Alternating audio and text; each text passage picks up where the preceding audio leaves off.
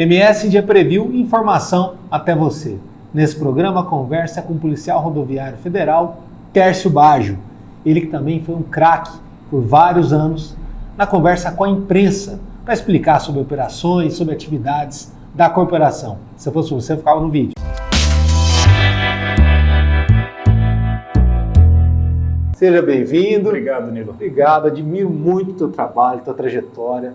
E assim, é uma trajetória rica, constante e que mostra muito o valor da informação correta, informação boa, responsável, que é o que, infelizmente, a gente está defendendo ainda numa trincheira super difícil e parece que é uma guerra a ser perdida e tudo muito difuso, muito complicado, mudanças, né, na comunicação. Mas essa comunicação de massa, por conta da comunicação institucional que você participou, como alguém da comunicação da PRF, ela tem muito valor, né? E no teu caso, inclusive, salvava vidas, né? Seja bem-vindo e queria saber de ti se você olha para trás hoje e tem dimensão do valor que foi esse seu trabalho e da corporação em dar esse passo de ser mais aberta durante esse período. Obrigado pelo convite, Danilo. A gente fica muito feliz com a sua iniciativa, né? Seu trabalho. Foi uma experiência muito enriquecedora para mim, né? Eu cheguei sem menor vocação e preparo para esse trabalho lá em 2011, dentro da comunicação da PRF, né? Não sabia direito o que fazer, mas sabia que tinha que entregar as informações que eram solicitadas. E com o passar do tempo, né, a gente foi percebendo que talvez o caminho da emoção mexesse mais com as pessoas, né?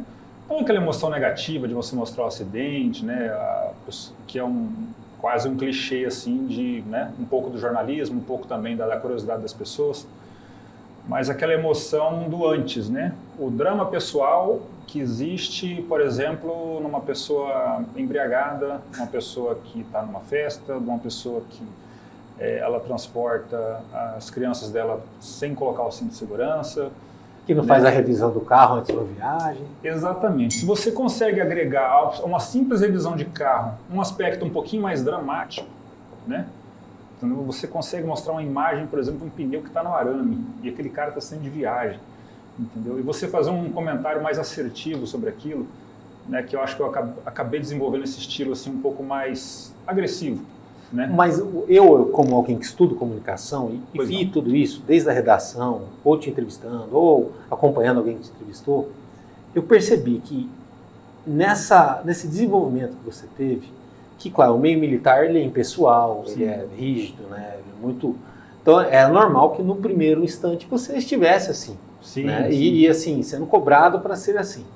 Mas quando você consegue ter um trabalho mais autoral na situação, sem perder toda a responsabilidade que existia na questão militar, você trabalha o storytelling. E vai descobrindo esse storytelling, exatamente, que é essa dramaticidade que você falou, né? Exatamente, você falou tudo. Storytelling acabou sendo uma tentativa minha sempre de fazer a comunicação social, né? Ou seja, a informação por si só, ela é fria, tão sem graça quanto, sim, você sentar e olhar uma grama crescer, né? E agora, se você agrega um aspecto pessoal, né, um pouco mais dramático, né, e por dramático aqui não vamos entender sofrimento, não vamos, sim, entender, né, a questão, com narrativa, né? Exatamente. O drama no sentido ao comportamento humano, né? Isso é o que realmente me chamou atenção, assim, como o comportamento humano ele gera, né, uma curiosidade nas pessoas, né, que aí depois você pode entregar a sua mensagem, né? E isso sim poderia, na minha opinião, fazer diferença para a segurança das pessoas. E isso, no fim das contas, salva a vida, né? Eu tive a experiência de cobrir plantão, né? E é uma coisa terrível, porque você está lá, às vezes, num domingo, num sábado ou num feriado, e tem um radinho nas redações, né? Falam que não tem, mas dizem que tem. Eu não sei se o radinho está no vizinho, mas está lá um radinho. E muitas vezes está tudo tranquilo, de repente aquele troço começa a pipocar de situação, e parece que a desgraça ela vem tudo num horário só, numa circunstância, né? E depois, ao entender essas histórias, apurá-las, e até conversando contigo ou com outros colegas aí dessa área também, a gente percebe que não tem muita novidade. Aquele acidente que pareceu uma surpresa, que tem toda aquela comoção, às vezes poderia ter sido evitado. Ou aquela aquaplanagem, fui à aquaplanagem, o carro estava ótimo, mas teve excesso de velocidade e tudo mais.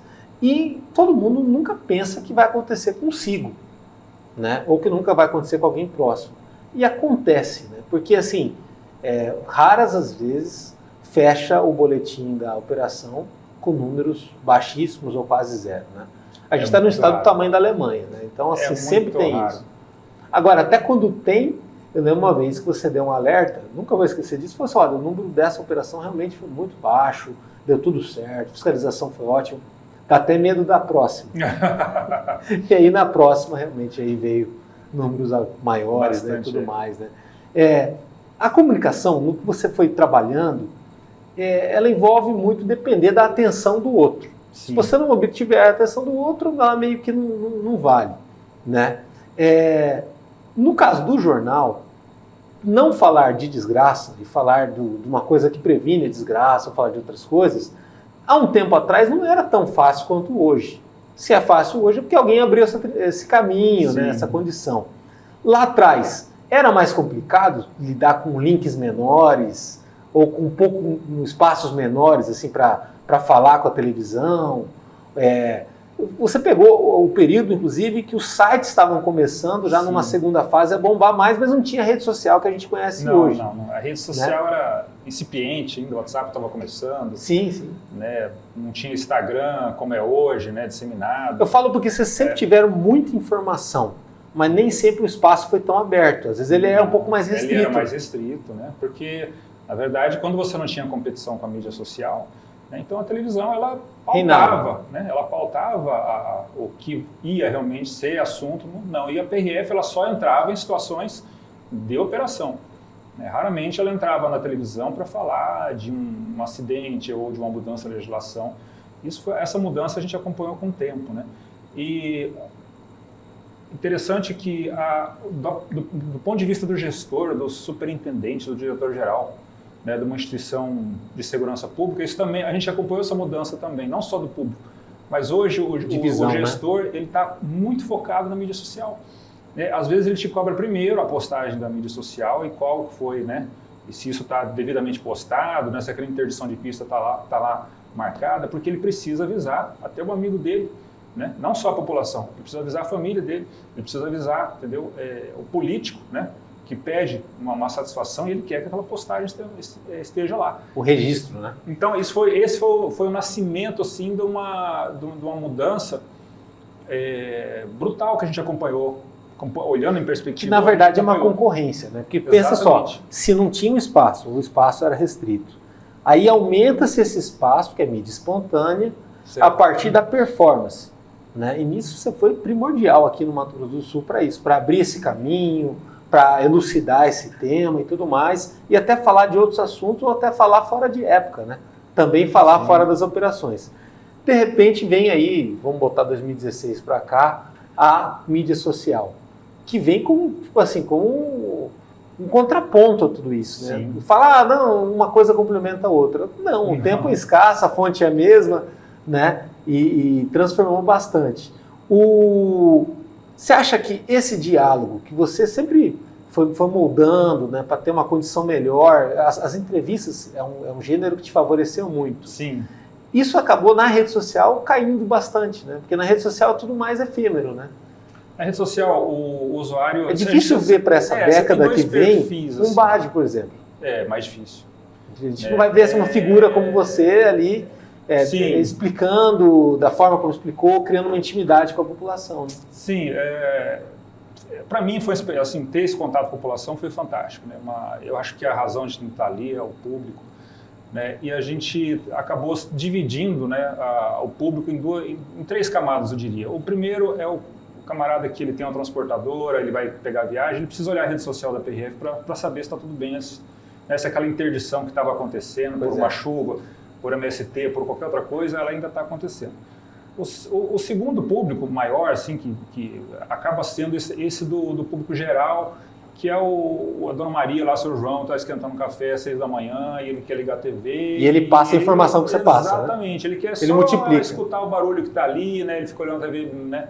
não tão atentamente, mas aí ele vê a PRF, aí ele lembra que ele vai viajar, ele começa, né, não exatamente o que você fala, mas ele começa a perceber que meu carro, acho que eu tenho que dar uma olhada, né? Tem que dar uma olhadinha no meu carro. Ele começa a pensar em aspectos que você pincelou ali, ele não estava tão atento a você, mas ele absorveu aquilo e ele vai fazer de uma forma correta. E o terceiro é o cara que tem interesse mais específico na PRF, está tentando fazer um concurso, né? Esse é um público muito grande também. Às vezes você olha na rede social da PRF, tem 800 mil seguidores. Ele vive a corporação antes de ser da corporação. Entendeu? Esse é 90% do público. Se você tirar o concurseiro, entendeu? Vai sobrar só o pessoal do nicho, do transporte, da rodovia, né? Que é um público menor, né? Porque a pessoa que viaja eventualmente, né? Que a maioria das pessoas viajam só eventualmente, 90%, essas não tem tanto interesse em estar acompanhando a rodovia. E essa que é o perigo de passar por um acidente, alguma coisa. De todo esse aparato que você já viveu e situações, qual que é a pauta que te impressionou mais? Bom, você passou por uma greve dos caminhoneiros, né? Em 2018. Foi meio terrível ali. Tinha gente selvagem trancando rodovia. Foram dois momentos, assim. Um deles foi a greve dos caminhoneiros. Foi uma experiência, assim... Eu trabalhava 16, 17 horas por dia e dormia, já acordava, já com o celular na mão, na cama, entendeu? Respondendo mensagem, tentando, né? Porque naquele momento toda a sociedade já se voltou para a rodovia, né? Para a PRF, e não tinha outra, né? E tinha muita desinformação também, né? Esse é o grande problema. Né? Eu acho que é um grande desafio, inclusive, né? A gente pode falar disso. Eu acho que a inteligência artificial vai criar um nível de fake news que, né, vai tornar assim muito difícil a vida do comunicador, do jornalista, né, da população, mas esse é outro tema. E o segundo foi quando a gente colocou, o primeiro, né, foi antes desse, foi em 2012, logo que eu estava começando ainda, a gente fez uma grande blitz, né, na saída de uma festa em Campo Grande, que as pessoas estavam bebendo muito. Né, e o bafômetro ainda era uma novidade, né, assim, como aplicação na rodovia, na cidade também. E a gente colocou um agente de inteligência lá dentro, ele filmava as pessoas embriagadas lá junto com um repórter, e essa mesma pessoa era vista ali na blitz, sendo fiscalizada. Aquilo chocou muito a população, né? Então aquela pessoa que estava mal, que não conseguia articular as palavras, ela parava o carro ali e tentava conversar com você. Aquelas imagens chocaram bastante. E foram usadas até em muitas palestras Brasil afora, e aí pautaram a mudança da legislação da recusa do bafômetro, né? Que hoje você recusar, você recebe a multa. Então, acho que foi um trabalho de maior impacto, assim, feito no Mato Grosso do Sul e exportado. Seriam esses dois momentos aí que são chaves. Que é um trabalho de inteligência, né? Pensar toda essa situação, e é incrível como que alguém vai pensar que não está errado fazendo isso, né? Não tem como, é indefensável. Ficou difícil, né? Agora, da greve dos caminhoneiros foi o quê? Umas 2 semanas ali que o bicho pegou, né? Sim, foram 16 dias, né, de, assim, muita intensidade de trabalho na verdade era algo novo, né, que o próprio judiciário, o próprio executivo não tinha, né, como saber. É o problema de um movimento assim, extremamente espontâneo, né, explosivo. Então, assim, falharam as ferramentas de inteligência, né, de dimensionar aquilo, né, muita coisa falhou, muito aprendizado também se obteve daquilo para que não acontecesse mais. Né? Ou se acontecesse, a gente tivesse bastante já preparado, né, para enfrentar. Tudo envolve um planejamento, né? Sim. Incrível que pareça, né? A pior crise é aquela que você não conseguiu dimensionar a crise, não conseguiu dimensionar o tamanho. Essa é, sem dúvida, a pior. Né? O trabalho de campo, você também já ficou em rodovias aqui? Sim, é onde eu trabalho atualmente. Né? Onde você trabalha atualmente. Para a família, de certa forma, um pouco apreensivo, né? Claro que acostuma e tudo mais, mas assim... Você sai de casa, você nunca sabe o que você vai enfrentar, né? É uma vida diferente um pouco. Mas a gente tem uma estatística na profissão, né? Quando a gente lembra de polícia, geralmente a gente lembra do risco de levar um tiro, né? Isso é muito comum, por exemplo, nos policiais do Rio de Janeiro. Né? Mas, quando você vem para a rodoviária, Polícia Rodoviária Federal, no Brasil inteiro a gente perde colegas 90% por acidente de trânsito. Pois é, teve alguns anos atrás, eu entrevistei aqui, ele foi superintendente do trabalho, ele era PRF, não estou lembrado do nome dele, chegou a ser cogitado até com o futuro candidato a prefeito de Cidrolândia. Seria o Vladimir Struck. Vladimir Struck. Foi desse jeito, né, num acidente. Acidente de trânsito. O cara, não sei, então, assim, perdeu o controle. Trabalhar na PRF é você normalizar... Se não me engano, o Vladimir foi a segunda entrevista desse programa. Que legal. 2017. Ele é um colega bastante atuante, né? E ele justamente perdeu nós perdemos muito. Jovem, né? Isso que é o duro. E ele faleceu num acidente, né? De trânsito, uma abordagem à noite. Então, assim, basicamente a profissão você assume o teu trabalho e você desenvolve mecanismos de conseguir fazer o seu trabalho, cara, e se desviar de possíveis, né, atropeladores de você, né, do teu trabalho. Tem que pensar na frente, né? Você tem que estar sempre em postura muito você vai para a rodovia para fazer uma abordagem, né? E já sai imediatamente quando aquele documento, aquela pessoa é retirada, né? Seja para fiscalizar, para o acidente. Você não pode ficar ali, entendeu? A viatura pode, né? Sempre sinalizando, dizendo que você está ali, mas a tua presença ali, ela sempre é um risco. Se você não tomar esse cuidado, ao final de 30 anos, quanto tempo a mais você ficou naquele leito rodoviário ali sem necessidade e exposto a mais risco? E hoje tem uma estrutura melhor, né? Os postos. Muito, né? Nossa. Eu lembro antes era uma casinha lá, puxadinho, sem cobertura. Não, era muito ruim, né? Assim, às vezes o pessoal fala muito mal da Dilma, né?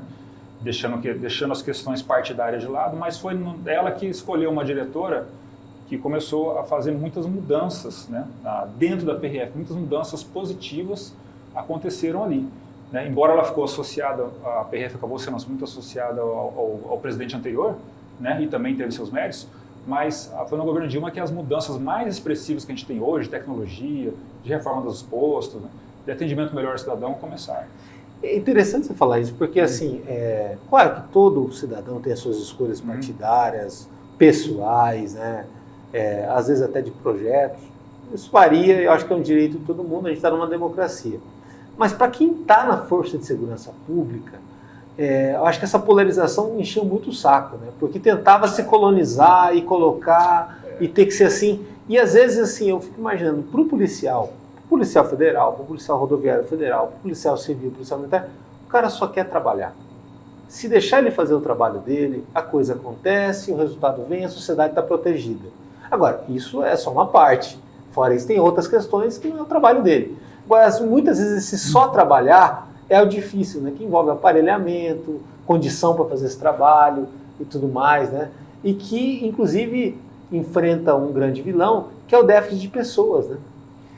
Isso foi um dos méritos do governo anterior, né? Se por um lado eu também aqui fiz um elogio... Corrigiu um pouquinho isso, né? Sim, bastante. Se por um lado aqui a gente fez uma consideração positiva ao governo Dilma com relação ao aceleramento, né? A aceleração das transformações dentro da PRF, né? O governo anterior, do Bolsonaro, ele resolveu muito a questão do efetivo, né? Pela primeira vez na história a gente já chegou a atingir 13 mil policiais, que é o número legal de vagas. Então esse mérito é dele, né? Cada um dá a sua contribuição, mas se a gente conseguir enxergar além dos polos, né, e falar que cada um fez algo bom, entendeu? E despolitizar um pouco. Que precisa continuar, né? Precisa continuar. É um trabalho de E eu acredito continuidade. que as próximas, assim, não é exatamente o tema da nossa fala, né, mas eu acredito que as próximas eleições elas estarão com pessoas mais parecidas com o centro, né? Sim.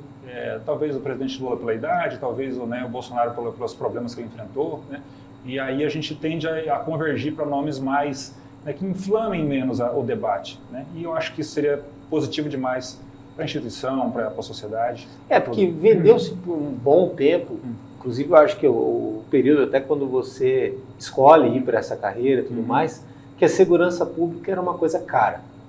E de tanto se imaginar que é caro, nem se investia. Exatamente. E aí foi sucateando, né? E a gente viu no Brasil esse problemão com um país que tem uma fronteira enorme, muitas rodovias, a gente depende muito desse transporte rodoviário, então assim, como que não vai ter uma condição, uma estrutura para isso? O que te leva para essa carreira, fazer essa escolha, para fazer um concurso, passar no concurso, que não é fácil, né? Como que foi esse caminho? Assim, a gente tem que ser honesto com os fatos, né? Eu não vou dourar a pílula.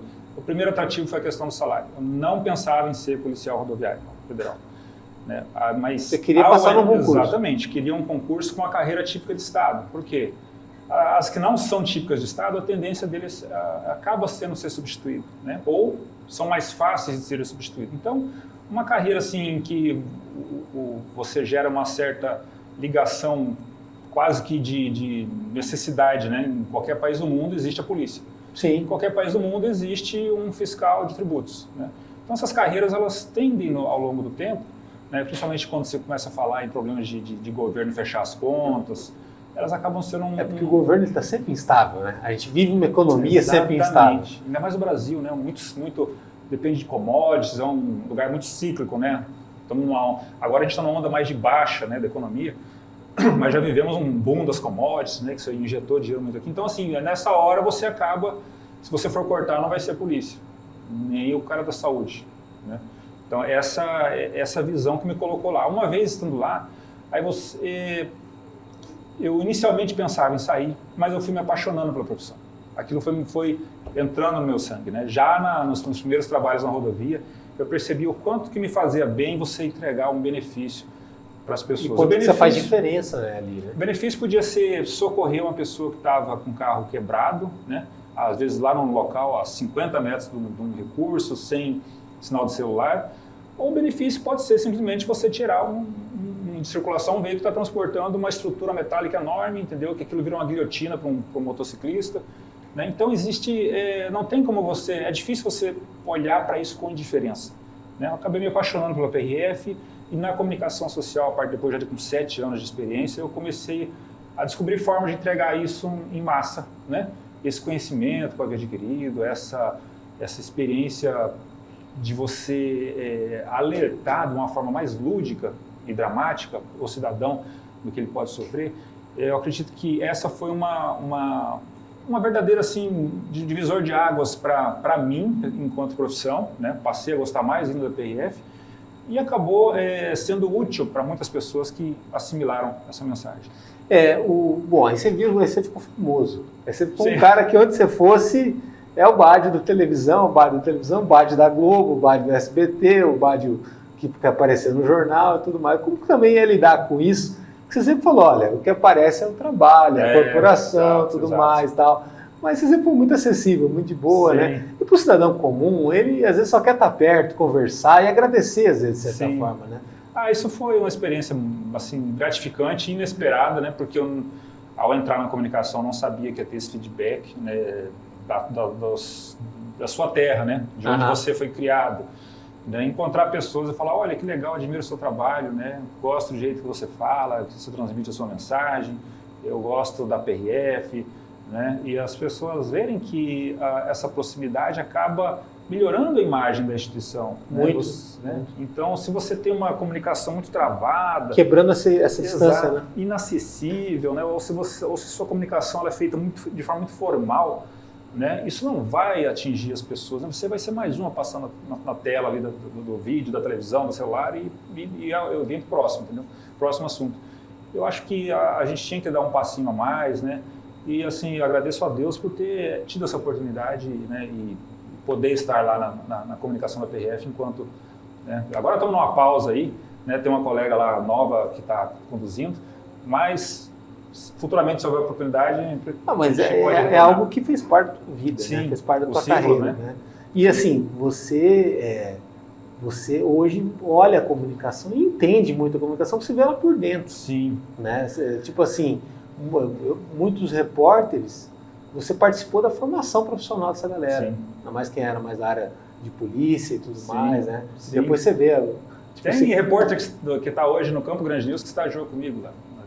Dentro da comunicação da PRF. E tudo isso faz parte assim, de um dos caminhos, né?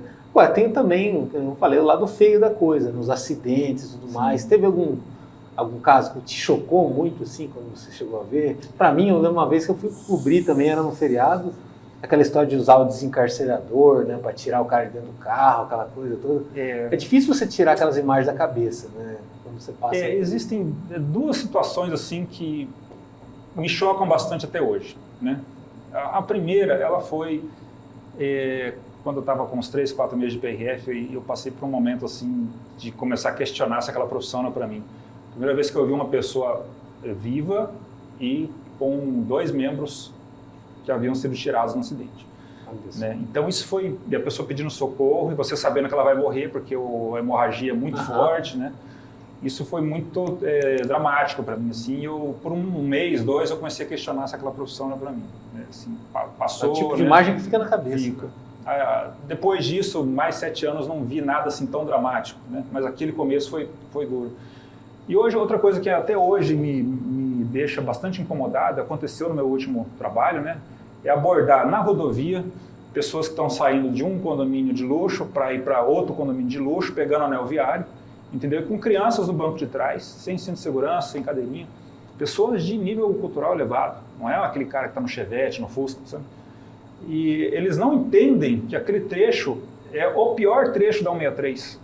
São só 5 km que vai percorrer ali do Dama até o Alphaville, mas é o pior trecho da 163, de 830 km, norte ao sul, é ali onde dá mais acidentes. E essas distâncias curtas, ou a história do quase chegando em casa, que é o perigo, né? Sim, muitos acidentes, né? O último plantão, por coincidência também, o senhor de 47 anos, saiu de Cuiabá, estava chegando em Campo Grande, ele passou Jaraguari, ele se acidentou, um acidente assim que sofreu até uma fratura na coluna, aparentemente não teve a lesão mais grave na medula, né? Mas sofreu uma lesão na L3 lá, entendeu?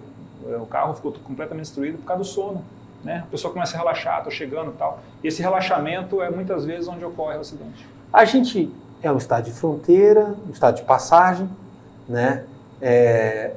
Você que acompanhou esses números durante muitos anos, a gente é um estado que muita gente morre nas estradas ou a gente tem números bons comparado a outros lugares do Brasil? Que tem lugares que têm estradas muito piores. Minas Gerais, por exemplo, é um terror as estradas. Eu diria que nós estamos um pouco melhor posicionados por uma vantagem geográfica. Não porque o motorista no Mato Grosso do Sul seja superior, né? O Mato Grosso do Sul é um estado muito plano. Entendi. Né? Muito plano. Então, poucos lugares tem subida, descida, né? Agora, se você vai para Minas Gerais, aquilo parece uma montanha-russa, né? Curva para todo lado, sobe, desce. Aí a condição do asfalto também, né? Eu tive a oportunidade de sobrevoar no helicóptero da polícia. É o líder, né, de acidente, é Minas, né? Minas é disparado, assim. Então, porque tem uma grande população, são muitas rodovias, muitos carros circulando e um trecho extremamente acidentado. Então, assim, para você ter uma ideia, quando a gente fechava um feriado aqui, fechava um ano, né? Vamos pegar aqui 2022, por exemplo. Nós fechamos aqui com 200 mortos durante um ano. Lá esse número é perto de 2.000 num estado. Né? Nossa. Então, assim, pesa muito a favor de Mato Grosso do Sul, um terreno plano, né? Uma condição meteorológica que a gente não tem tanta, né, chuva, aquela chuva, né, igual tem em Santa Catarina também, né, que prejudica demais, e aí isso acaba favorecendo a gente também. Então, ou seja, fica dependendo só da cabeça das pessoas e daquele cuidadinho a mais da revisão e tudo mais, não fazer aquela economia burra, né? Não. Quer dizer, você vai economizar nisso e vai pagar caro com a vida, né? Não, se eu pudesse falar para assim, cara, uma coisa só para você cuidar do teu veículo, uma coisa só, pneu. Cuida dos pneus, porque os restos dos problemas que vão aparecer no veículo, eles não são tão comprometedores, entendeu? Pode ser que se você esqueça de trocar um fluido de freio e na hora de uma descida ele falhe, entendeu? Mas ainda você vai conseguir reduzir marcha, vai sossegar no cantinho. Exatamente, você vai conseguir parar, né? O pneu... Agora o pneu, a necessidade dele se manifesta no momento mais crítico, né, da história. Aproveitando essa experiência que a gente teve em já 24 anos de PRF, essa experiência de comunicação social, eu aproveitando essa pausa, né, que me foi dada de lá, e estou tendo mais tempo agora, eu comecei a escrever um livro também. Isso que eu ia falar, eu vi você no Twitter, você também está publicando artigos. Publicando artigos, muito legal. Publicando artigos, escrevendo um livro sobre isso, entendeu?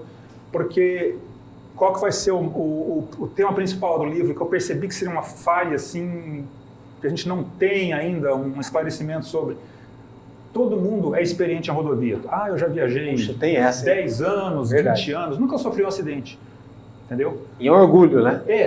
Tudo bem, entendeu? Eu posso até concordar que você tem alguma experiência, eu posso concordar que você, entendeu, até seja um motorista prudente, mas essas pessoas, quando, entendeu, a vaca vai pro brejo e surge aquela situação assim, chave, na tua frente, que você tem que tomar uma decisão em centésimo de segundo, eles tomam a pior decisão. Entendeu? A confiança é a pior inimiga, né? Porque você está fazendo tudo certo, mas aí aparece um cara na tua frente, entendeu? Ele está ultrapassando o local proibido, te colocou numa situação dificílima, entendeu? E no desespero, entendeu? Como você não teve um treinamento mental, no desespero você toma a pior decisão. A sua decisão acaba sendo radical, entendeu? Você enxerga um espaço onde você nem poderia cogitar de colocar o veículo. É a história do piloto. Mas a pessoa na vida normal, ela quer ser piloto. Lembrando que o piloto, para ele ser piloto, é 1h30 ali que ele faz a corrida, ele tem o treino com todo o cuidado da segurança para isso. Não dá para ser piloto na estrada, na vida. Né? Uma comparação boa é com a aviação. Para você adquirir o brevet de qualquer aeronave, entendeu? Seja uma asa fixa, seja um helicóptero, rotativa, você tem que passar durante o curso treinamentos de emergência. Olha, se o motor direito falhar, e se esse comando da aileron aqui falhar, e se o helicóptero perder o motor, e se um monte de coisa, o cara tem que treinar, ele tem que se virar naquilo, e é muito difícil. Não tem nada, para quem está começando, não é nada fácil. Mas para o automóvel, qual que é a situação de risco, perigo que você tem que enfrentar? Olha, e agora um caminhão surgiu na tua frente, ultrapassando do nada, entendeu? Animal. Ele simplesmente ignorou a tua presença, um animal, isso que você falou. O que você deve fazer? A maioria das pessoas, a maioria, pensa na hora isso. Porque não houve um treinamento, entendeu? Então, Sim. assim, é preciso entregar para elas algo que elas possam ler e falar, isso é legal. Um manual, né? Vou começar a pensar nisso, porque, cara, só tem um jeito de você evitar um acidente na hora que o pau quebra, é você pensar antes, treinar antes. Ah, não, mas se isso surgir, eu vou fazer tal coisa. Porque se você não treinou isso, você vai na hora, vai ser o que vier na tua cabeça. Isso daria para se fazer num simulador ou não? Ou é muito É assim, possível, você fala de mentalidade mesmo? É possível, só não é barato, né? A gente teria, por exemplo, se você tem que entregar o conhecimento teórico primeiro, né? Entendi. Se você colocar o cara no simulador, ele vai errar. Não, o perigo do simulador é justamente isso que você falou. Já vai para o simulador direto sem o teórico, aí não funciona. Assim, ele vai no simulador bater o carro umas 3, 4 vezes, ele vai aprender que aquilo não dá certo e vai fazer. Mas quantos simuladores eu precisaria para entregar esse conhecimento à população? Aí começa, né? Entendeu? E quais situações eu vou ter que... Então o livro ele permite que você rapidamente ali, sim. Né? Com a informação concentrada, e eu acho que o livro é um negócio fantástico. Embora você pode ir para frente, voltar, sim, né? É verdade. Aí cada um vai ler de uma forma, né? O simulador ele só vai simular, às vezes, uma situação... Discutir isso, porque onde o livro estiver, ele é um assunto. Exatamente. Ele discordar vai da ser pessoa carregado. Escreveu, né? Mas você pensou. Mesmo discordando, você pensou. E você pretende publicar ele quando? Em 2024, com certeza sairá. Né? Que legal. Assim, já tem um nome já? Sobrevivencialismo rodoviário. É o nome do livro. Né? Eu me sinto quase na obrigação de fazer isso. É o livro que eu gostaria de dar para minha filha, que completou 18 anos ano passado, não tirou carteira ainda, que eu gostaria de dar para um sobrinho, para um primo, entendeu, que está tirando carteira.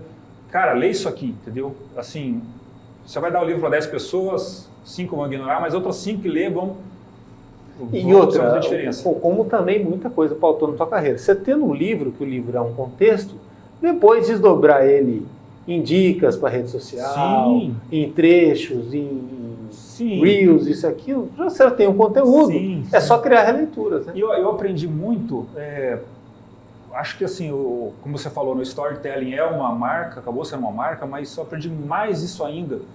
Vamos dizer assim, o 2.0 veio com o seriado do Discovery Channel, né?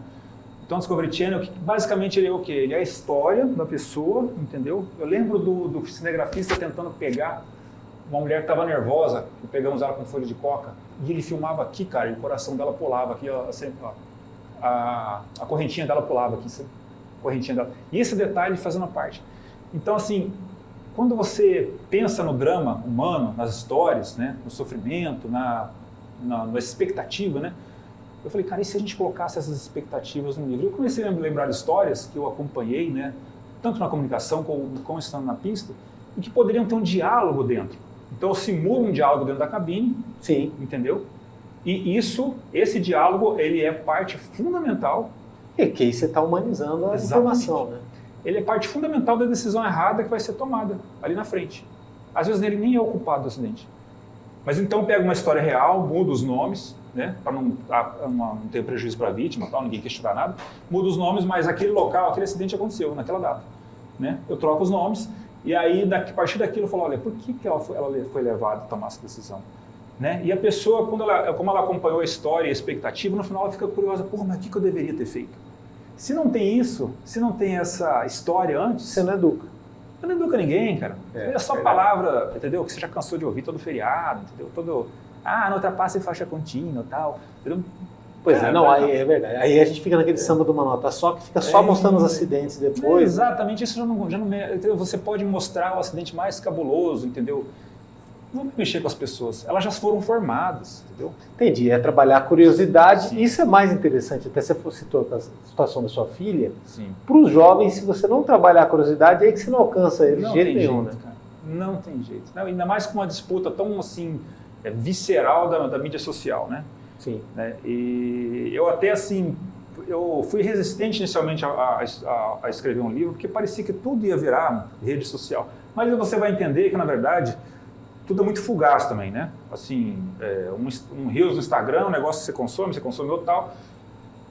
E como é que você leva isso para um ambiente acadêmico para debater? Sim, como é que você leva isso para um ambiente porque, técnico? O livro, ele vira talvez um masterclass, ele vira uma palestra, ele vira desdobramento em pílula para as coisas. Vídeos também, né? Sim, pode ele virar vai, entrevistas. para você lançar ele, você vai ter matéria sobre ele, você vai citar. Ele carrega uma mensagem que só a pessoa lendo para saber.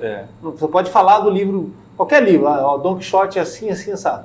Mas você tem que ler Don Quixote para entender. Senão você não vai fazer isso. Então, eu acho que essa questão da leitura é uma coisa que ainda vai ser preservada por muito tempo. Sim. O conhecimento, ele faz a diferença. Você é um cara que você passou num concurso. Muita gente sonha, Sim. vai estar assistindo aqui, já, eu quero passar no concurso. Tá? Passa no concurso. Quem lê, quem se prepara, Sim. quem tem essa condição. Sim, não, isso é verdade. Isso dá o raciocínio. Na hora de diferenciar os adultos e criança, quem leu mais sai na frente. Não é quem assistiu mais Instagram ou YouTube. Sim. Embora são ferramentas que eu consumo diariamente, muito, entendeu? Gosto demais dos assuntos do meu interesse. Mas quando você solidifica um conhecimento é quando você escreve aquilo, publica num paper, né, num livro, num trabalho acadêmico, né? Então aí a coisa começa a ganhar um certo corpo. Perfeito. Meu irmão, obrigado. Eu que agradeço. Foi uma honra aí. E obrigado pelo registro. Estamos à disposição. E acompanhe nosso trabalho no www.msdia.com.br. Lá no YouTube tem os cortes, as entrevistas completas e também muita coisa no Instagram e no Facebook do MS Dia.